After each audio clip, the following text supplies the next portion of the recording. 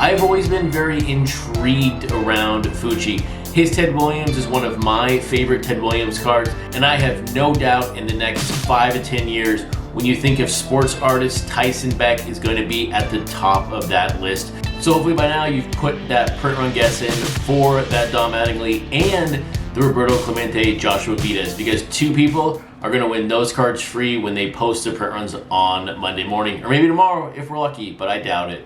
But welcome to episode number 139 of the Project 2020 Nightly News. My name is Chris, otherwise I'm on Twitter, and Instagram is at CRT_sportscards. And my website, you know where to go, crtsportscards.com, for everything related to Project 2020. And yes, I did not lose the hat, and I figured I would bring you back on the last Friday night show, because this time next Friday, we will have seen every single card. There'll be nothing left to guess other than maybe a print run or two. But this time next week, it's going to be a wonderful time because we will have seen every single card. Now here's something that I have not talked about for many, many months, just because I didn't find it really relevant to talk about it on the nightly shows. But that's kind of the market overall in Project 2020. And I hope that you've been checking the website on a daily basis or every couple of days, seeing where the pricing trends are going over the past 4 weeks and where the pricing has been really since the beginning, which was March 31st, when I started bringing back the tracking from the everyday perspective. But recently, the activity has been better and better with Project 2020. We are seeing more and more 4-week highs, not on a consistent basis, but it has given me some good thoughts as we head into the new year around the potential collectability and if new people will be coming into the set. I don't think we've seen the print runs go up at all. We've seen the print runs jump from the perspective of the Rainbow Foil Chase, but from a new buyer, from the bubble perspective, that hasn't happened, which is good.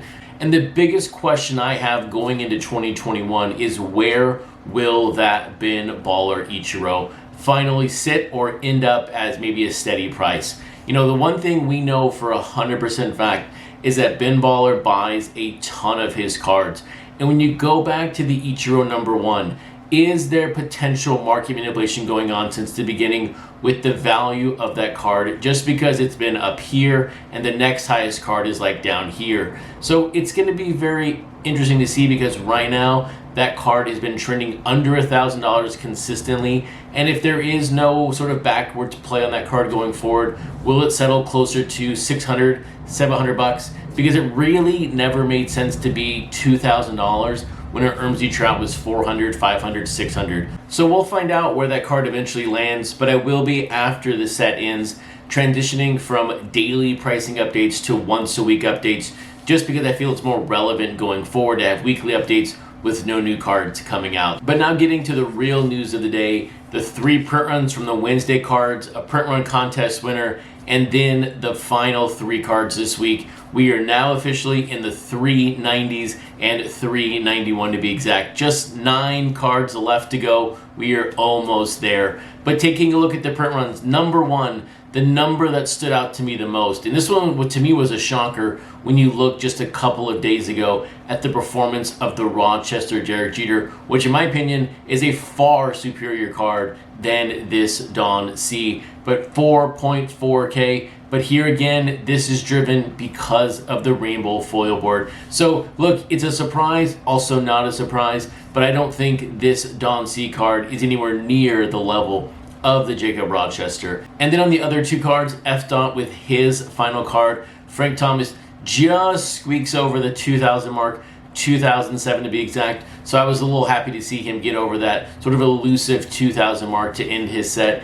And then the Gregory Sif, the card that is still sort of questioning us and making us look at art differently, or the Jackie Robinson card differently, coming in under 1.5, 1,948. But then when it comes to the print run contest winner, and finally we have a brand new winner. Congratulations to Gregory Zackwin on his print run guess of 1,947. Just 1 off from the actual number. So congratulations. Check your comment from the video to know how to get a hold of me and to claim that free card. Okay, I'll stop talking about everything but the cards that released today. When you take a look at the Friday releases, 4 of the 6, when you look at the players and the artists together, have their final card being released in Project 2020. On the artist side, all three, this is it. JK5, Oldmanalan, and Matt Taylor, this is the end. You are never going to see another card from them in Project 2020. And then on the player side of the equation, when it comes to Ricky Henderson, Sandy Koufax, and Dwight Gooden, this is going to be Dwight Gooden's final card in Project 2020, and it is created by Matt Taylor. I will say, when you look at this card and you look at Blake Jameson's card, I don't maybe understand the significance of making him appear more orange than Dwight Gooden is in real life. But being this is Matt Taylor's final card in the set, what is his legacy? When you think back to Matt Taylor, he has had some real ups and downs of the set, some really high printed cards, also some really low printed cards. But I will say I respect him for one simple reason. In the middle of the set, maybe just a little bit past the middle, there was celebration of lower print runs, and Matt Taylor stood up and said, when you celebrate low print runs, you are forgetting the fact that there's an artist on the back end putting in their hard work and their time and energy, and you are celebrating the fact that they weren't as successful as they wanted to be. So I really appreciate him standing up for the artist and saying we should not be celebrating low print runs. Now, second up today is going to be Oldmanalan with his Ricky Henderson. And you know my perspective on Henderson.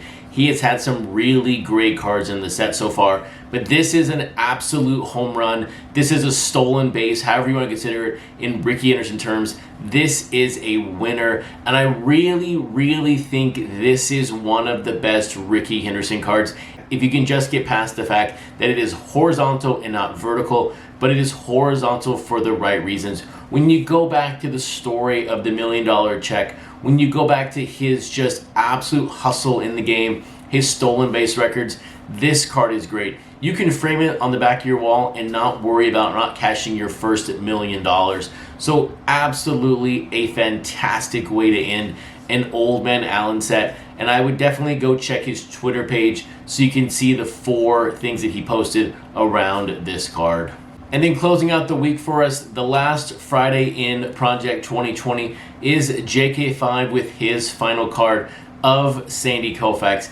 And I think this card really marries together his 2 sets in Project 2020, and it is a fantastic way to end the set. I also do personally really like the fact that he wrote thank you on the left of the card. But when you look at JK5, it's the tale of 2 sets. You have the originals, you have the black and white, no color. Then you have the sort of small transition of cards, like a Mike Trout with a little bit of color.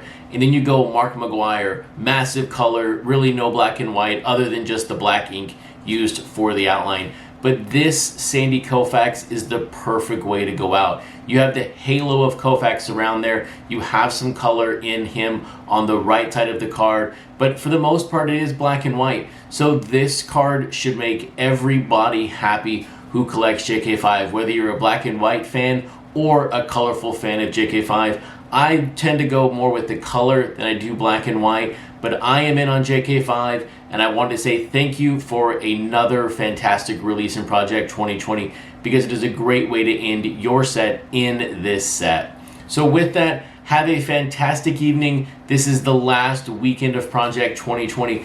Go buy these cards, go support your local artist, and I'll see you back on Monday evening for episode number 140 of the Project 2020 Nightly News.